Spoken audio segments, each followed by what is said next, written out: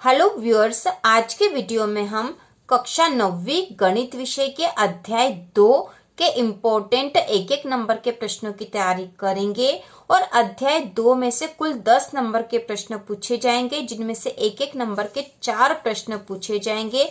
इसलिए यह अध्याय बहुत ही महत्वपूर्ण है और इसके एक एक नंबर के प्रश्न भी बहुत ही महत्वपूर्ण है, क्योंकि 4 नंबर के प्रश्न इस अध्याय से आने वाले हैं। तो शुरू करते हैं और इन प्रश्नों को हमें समझकर करना है, जिससे कि इसी तरह के और भी प्रश्न आए तो हम उनको हल कर सकते हैं। इसके पहले हमने अध्याय 1 के भी सारे एक एक नंबर के प्रश्नों को हल करा था। यदि आपने नहीं देखा तो उसको भी देख लीजिए, जिससे कि गणित की आपकी तैयारी पूरी संपूर्ण तैयारी हो जाए। और इसके बाद हम 2, 3 और 4 नंबर के प्रश्नों को भी हल करेंगे। तो शुरू करते हैं। प्रश्न नंबर पहला है, निम्नलिखित में बहुपद है। तो यहाँ जो 4 विकल्प दे रखे, इसमें से बहुपद कौन सा है? तो यहाँ बहुपद है ये वाला। और बहुपद किस रूप में होता है? बहुपद होता है ax2 धन bx धन c, इस रूप में बहुपद होता है। और यह जो समीकरण है वह इसी रूप में है, इसलिए यह जो द वाला है यह आंसर राइट होगा। इसके बाद है, निम्नलिखित में बहुपद नहीं है। तो इनमें से कौन सी ऐसी संख्या है जो बहुपद नहीं है? तो ये जो है y धन 2 बट्टा y, यह बहुपद नहीं है। ठीक है, यह बहुपद नहीं है। इसके बाद है, शून्य बहुपद की घात है। तो शून्य बहुपद की घात क्या होती है? तो यहाँ पे 0 कोई भी पूर्ण संख्या परिभाषित नहीं या शून्य। तो यहाँ पे इसका उत्तर आएगा परिभाषित नहीं। शून्य बहुपद की घात है तो यह परिभाषित नहीं होती है। इसके बाद है, बहुपद x की घात 2 धन 3x की घात 4 धन x ऋण 4x की घात 3 धन 7 के घात है।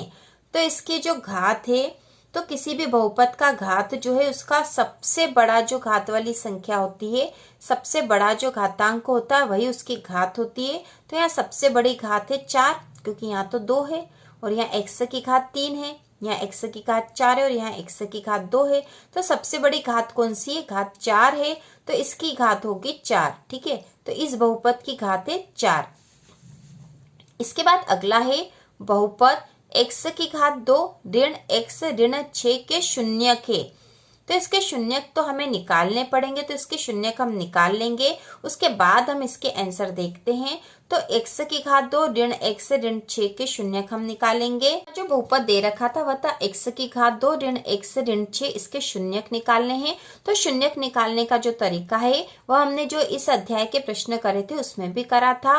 तो जो बीच वाला पद है, ठीक है, बीच वाला पद है, इसे ऐसे 2 भागों में बांटना है कि यदि उनका गुणा करे तो इन दोनों पदों के गुणा के बराबर आना चाहिए, और यदि जोड़े और घटाए तो बीच वाला पद आना चाहिए। तो यहाँ पे ऋण का x है, मतलब यहाँ पे ऋण का 1x है।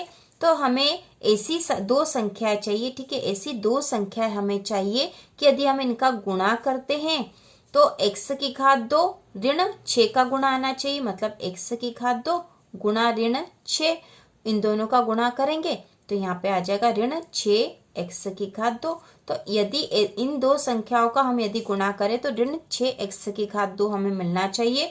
और यदि इन 2 संख्याओं को यदि हम जोड़ें, ठीक है, ऐसी 2 संख्या हमें निकालनी है, यदि उन दोनों को यदि हम जोड़ें तो यह मान आना चाहिए, मतलब ऋण का x। ठीक है, मतलब यहाँ पे ऋण का 1x आना चाहिए। इसको समझना चाहिए हमें, क्योंकि यहाँ पे ऋण का x मतलब यहाँ पे ऋण का 1 है ये। ठीक है, ऋण का 1x है ये। तो हमें ऐसी 2 संख्याएं चाहिए कि गुणा करे तो यहाँ पे ऋण का 6 आए और जोड़े या घटाए तो ऋण का 1 आए। तो ऐसी 2 संख्याएं क्या हो सकती कि गुणा करने पे 6 आए? तो 2 और 3 ऐसी संख्या हैं। ठीक है, 2 और 3 ऐसी संख्या है कि यदि इन दोनों का गुणा करेंगे तो 6 आ जाएगा। 2 2 3 6 होता है। ठीक है, तो 2x और 3x, तो 2 3 6x हो जाएगा। ठीक है, 6x की घात 2 हो जाएगा। और यदि 3 में से 2 को घटाएंगे तो हमें 1 मिल जाएगा, क्योंकि हमें जोड़ या घटाव करने पे ऋण का 1 चाहिए। तो बड़ी संख्या ऋण की हो जाए और छोटी संख्या धन की हो जाएगी।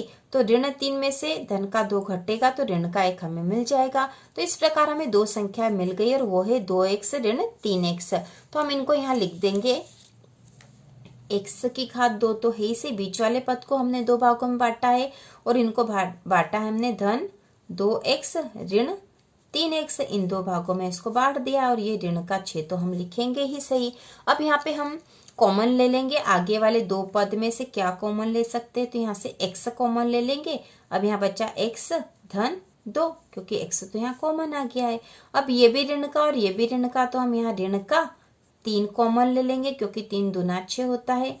ऋण का 3 कॉमन ले लिया तो यहाँ बचा x, और ये ऋण का ऋण में गुणा होगा तो धन का हो जाएगा, और 3 दूना 6 तो 2 यहाँ आ जाएगा।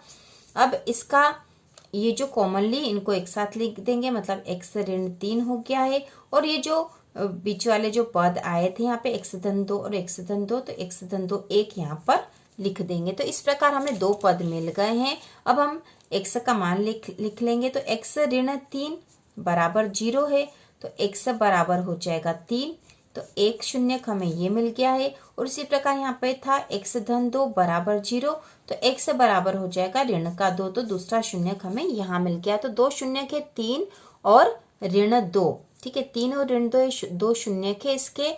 तो अब हम यहाँ पे देख लेते हैं, देखो इसके जो दो शून्यक हमें निकालने थे यहाँ पर, तो यहाँ पे 3 और ऋण 2 यही वाला आंसर राइट हो जाएगा, ठीक है। बाकी किसी में ऐसा नहीं है, यहाँ पे धन का 2 जबकि हमारे तो ऋण का 2 आया था, तो इसका शून्यक हो गए 3 और ऋण 2। इसके बाद अगला प्रश्न है बहुपद 5x की घात 4 ऋण 3x की घात 2 धन 4x की घात 3 धन 7x धन 8 में x की घात 2 का गुणांक है, ठीक है, x की घात 2 या x वर्ग का गुणांक है। तो x की घात 2 वाली संख्या कौन सी है यहाँ पे, ये वाली x की घात 2, और इसके साथ गुणांक में क्या मतलब आगे कौन सी संख्या, तो यहाँ ऋण का 3 है, ठीक है, ऋण 3, तो यहाँ आंसर आएगा ऋण 3, ठीक है, यहाँ आंसर आएगा ऋण 3, ये वाला है। x की घात 2 का गुणांक है ऋण 3, तो हमें यहाँ ऑप्शन में से देख लेना है, ऋण 3 जहाँ है वो राइट है। इसके बाद अगला प्रश्न, निम्नलिखित में से कौन सा बहुपद रेखिक बहुपद है। तो रेखिक बहुपद कौन सा है यहाँ पे, तो रेखिक बहुपद वह बहुपद होता है जिसका घातांक 1 होता है। तो यहाँ पे रेखिक बहुपद हो जाएगा ये वाला 2x धन 3, ये रेखिक। इसके बाद अगला है प्रश्न नंबर 8वां, निम्नलिखित में कौन सा बहुपद द्विघाती है। तो द्विघाती बहुपद वह बहुपद होता है जहाँ पे घात 2 हो। तो यहाँ पे घात 2 वाला बहुपद कौन सा है, तो देखो ये वाला है, x की घात 2 धन 2x धन 5, तो आंसर हो जाएगा ये वाला अ वाला, क्योंकि यह है द्विघाती बहुपद। इसके बाद अगला है, यदि x धन 1 बहुपद x की घात 2 ऋण k का एक गुणनखंड है, तो k का मान है, k का मान निकालना है हमें। तो k का मान निकालने के लिए हम क्या करेंगे, यहाँ देखो x धन 1 दे रखा है और इसका गुणनखंड है, मतलब x धन 1 बराबर 0 हो जाएगा, तो x बराबर हो गया ऋण का 1, ठीक है, x का मान हो गया ऋण का 1, तो x का मान हम यहाँ रख देंगे, तो हमें k का मान भी मिल जाएगा, मतलब x का वर्ग ऋण k है, तो x के स्थान पर हम ऋण 1 लिख देंगे, तो ऋण 1 का वर्ग, क्योंकि x का वर्ग था ऋण k। अब ऋण 1 का वर्ग मतलब ऋण 1 में ऋण 1 का गुणा, तो ऋण में ऋण का गुणा होगा तो धन हो गया, और 1 में 1 का गुणा करेंगे तो 1 ही आ जाएगा, तो 1 ऋण k बराबर 0 हो जाएगा। तो यहाँ पे 1 बराबर हो जाएगा k, क्योंकि k को बराबर किस तरफ ले जाएंगे तो धन का हो जाएगा, तो k का मान किसके बराबर हो गया, 1 के बराबर, तो हमें k का ही मान चाहिए, तो k का मान यहाँ आ जाएगा 1, ठीक है, 1 इस प्रकार से हम निकाल लेंगे। इसके बाद जो अगला है बहुपद 3x ऋण 2 का शून्यक है, तो इसका शून्यक हमें निकालना, तो देखो कैसे निकालेंगे, तो यहाँ पे हमें 3x ऋण 2 का शून्यक निकालना है, तो 3x ऋण 2 बराबर 0, 3x बराबर 2, क्योंकि ऋण का 2 बराबर के उधर गया तो धन का हो गया है, और x बराबर हो जाएगा 2/3, तो यही इसका शून्यक हो जाएगा 2/3, तो यहाँ आंसर में आ जाएगा, यहाँ पे 2/3 है, यहाँ पर 2/3, यह राइट हो जाएगा। इसके बाद जो अगला प्रश्न है, रिक्त स्थानों की पूर्ति कीजिए, तो इसमें है वास्तविक संख्या a बहुपद px का शून्यक होती है यदि pa बराबर हो, तो यदि इसका शून्यक उस समय होगा जब pa बराबर 0 हो, ठीक है, pa बराबर 0 हो, तो यह इसका आंसर आएगा। अगला है 3 घात वाले बहुपद को बहुपद कहा जाता है, तो 3 घात वाले बहुपद को त्रिघाती बहुपद कहा जाता है। इसके बाद अगला है बहुपद में चर की घात सदैव एक होती है। तो चर की घात सदैव पूर्ण संख्या होती है, पूर्ण संख्या। दो पदों वाले बहुपद को कहा जाता है, तो दो पदों वाले बहुपद को द्विघाती बहुपद कहा जाता है, द्विघाती। अगला है भाज्य बराबर भाजक गुणित भागफल धन शेषफल। यह सूत्र होता है भाज्य बराबर भाजक गुणा भागफल धन शेषफल। इसके बाद अगला प्रश्न है सत्य असत्य लिखिए। तो इसमें पहला, प्रत्येक रेखिक बहुपद का एक अद्वितीयक शून्यक होता है, तो यह कथन सत्य है। इसके बाद है दो घात वाले बहुपद को रेखिक बहुपद कहते हैं, तो यह असत्य है, क्योंकि दो घात वाले बहुपद को द्विघाती बहुपद कहते हैं। अगला है प्रत्येक वास्तविक संख्या शून्य बहुपद का एक शून्यक होती है, तो यह कथन सत्य है। तीन घात वाले बहुपद को द्विघाती बहुपद कहते हैं, तो यह असत्य है, क्योंकि तीन घात वाले को त्रिघाती बहुपद कहते हैं। और अगला जो प्रश्न है यहाँ पे बहुपद 7 धन 3x बहुपद 3x की घात 2 धन 7x का एक गुणनखंड है। तो ये गुणनखंड है या नहीं, इसका पता लगाने के लिए हम यदि 3x की घात 2 धन 7x में 7 धन 3x का भाग लगाएंगे और भाग पूरा पूरा चला जाता है, तो ये इसका गुणनखंड होगा। तो हम इसका भाग करके देखेंगे। तो यहाँ पर हम 3x की घात 2 धन 7x में, तो यहाँ पे है 3x की घात 2 धन 7x में भाग लगाएंगे 7 धन 3x का, और यदि भाग पूरा चला जाएगा तो यह संख्या इसका गुणनखंड होगी। तो यहाँ भाग लगा के देखेंगे। तो हमें यहाँ पर चाहिए 3x की घात 2 और 7x चाहिए। तो हम देखो यहाँ पे 3x भी है और 7 भी है, तो यदि हम इसमें x का गुणा कर दें, ठीक है, x का गुणा कर दें तो 7x हो जाएगा। तो 7x हम यहाँ लिख देंगे, इस तरह से लिखा जा सकता है यहाँ पर इस तरह के भाग में। और धन x का 3x में गुणा करेंगे तो 3x की घात 2 हो जाएगा, तो 3x की घात 2 हो जाएगा। दोनों ही धन के रहेंगे क्योंकि ये दोनों धन के हैं। अब यहाँ घटाएंगे तो यहाँ चिन्ह बदल जाएगा, ये ऋण का हो जाएगा, ये भी ऋण का हो जाएगा। ये धन का और ये ऋण का आपस में कट जाएंगे और ये धन का और ये ऋण का भी आपस में कट जाएंगे। तो ये भाग पूरा पूरा चला गया है, ठीक है। यहाँ शेषफल क्या आ गया है, शेषफल है 0। यदि शेषफल 0 आ गया मतलब इसमें भाग पूरा चला गया है और यह इसका एक गुणनखंड है। तो यह जो कथन है यह सत्य है, ठीक है, यह कथन भी सत्य है, हमने देख लिया है। इसके बाद अगला प्रश्न नंबर 4 है, एक शब्द वाक्य में उत्तर दीजिए। इसमें पहला है बहुपद x की घात 3 धन 3x की घात 2 धन 3x धन 1 को x धन 1 से भाग देने पर शेषफल क्या होगा। तो हमें यहाँ भाग लगाकर देखना पड़ेगा। यदि इस तरह के प्रश्न एग्जाम में आते हैं तो हमें भाग लगाकर देखना पड़ेगा कि शेषफल क्या होगा। तो हम भाग लगा के देखते हैं। हम यहाँ भाग लगाएंगे तो हमें सबसे पहले x की घात 3 वाली संख्या चाहिए। तो हमें यहाँ पर x की घात 2 का यदि गुणा करेंगे x में तो x की घात 3 हो जाएगा। तो x की घात 2 का गुणा कर देंगे हम, तो x की घात 2 का x में गुणा करा तो x की घात 3 हो गया। अब x की घात 2 का धन 1 में गुणा करेंगे तो धन x की घात 2 हमें मिल जाएगा यहाँ पर। तो धन x की घात 2 आ गया। अब इनके चिन्ह बदल जाएंगे, ये ऋण का हो जाएगा, ये भी ऋण का, ये दोनों तो आपस में कट जाएंगे।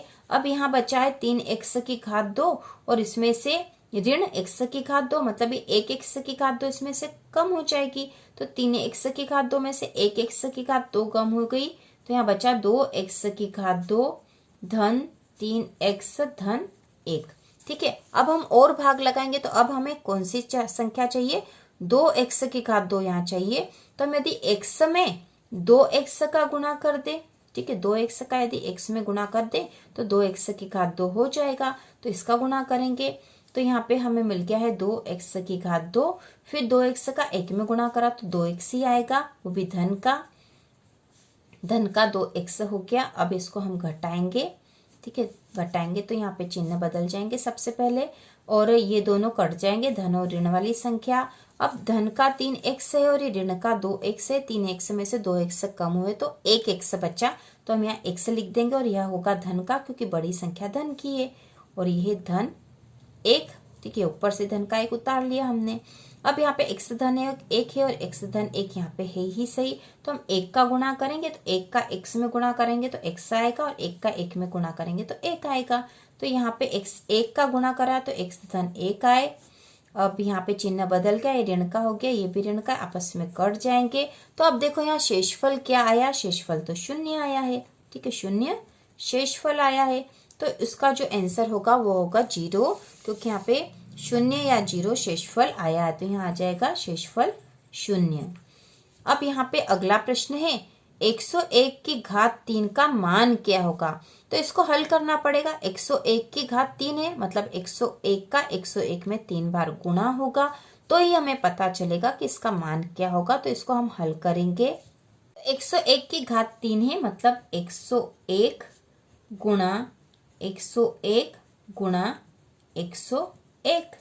तो इसमें जब हम गुणा करेंगे 101 का 101 गुणा 101, 1 का गुणा करा तो 1 0 1, फिर यहाँ पे 0 का गुणा करेंगे तो 0 0 0, फिर वापस से हम 1 का गुणा करेंगे तो 1 0 1, तो यहाँ आ गया है 1 0 2 0 और 1। अब हमें 101 का फिर गुणा करना है यहाँ पे, तो हम यहाँ 101 का फिर से गुणा कर देंगे। अब यहाँ पे हमने सबसे पहले 1 का गुणा करा तो यही संख्या आ जाएगी 1 0 2 0 और 1। अब हम 0 का गुणा करेंगे तो 1 2 3 4 और 5 बार 0 आ जाएंगे, और इसके बाद हम फिर से 1 का गुणा करेंगे तो यही संख्या आ जाएगी जो ऊपर है। अब इनको जोड़ देंगे तो यहाँ आ जाएगा 1 0 2 और 1 3 0 3 0 1। तो यह मान आएगा यहाँ पर, ठीक है, ये वाला मान आएगा यहाँ पर। तो ये मान, इसका उत्तर यह होगा, तो हम यहाँ लिख देंगे। तो यह मान आएगा, हम यहाँ लिख देंगे। तो यहाँ है 10,30,301, तो यहाँ उत्तर हो जाएगा 10,30,301। यह मान आएगा 101 में 101 का 3 बार गुणा करेंगे तो। उसके बाद अगला है रेखिक बहुपद की घात क्या होती है। तो रेखिक बहुपद की घात होती एक रेखिक बहुपद का उदाहरण लिखे, तो रेखिक बहुपद का उदाहरण हम लिख सकते हैं 3x धन 2, या कोई सी भी इसी प्रकार का पद आप लिख सकते हो। इसके बाद है किसी बहुपद में अशून्य अचर पद की घात हमेशा क्या होती है। तो इसकी घात हमेशा होती है 0, ठीक है, 0। तो इस प्रकार से यह जो हमने अध्याय 2 के सारे महत्वपूर्ण 1-1 नंबर वाले प्रश्न कर लिए हैं।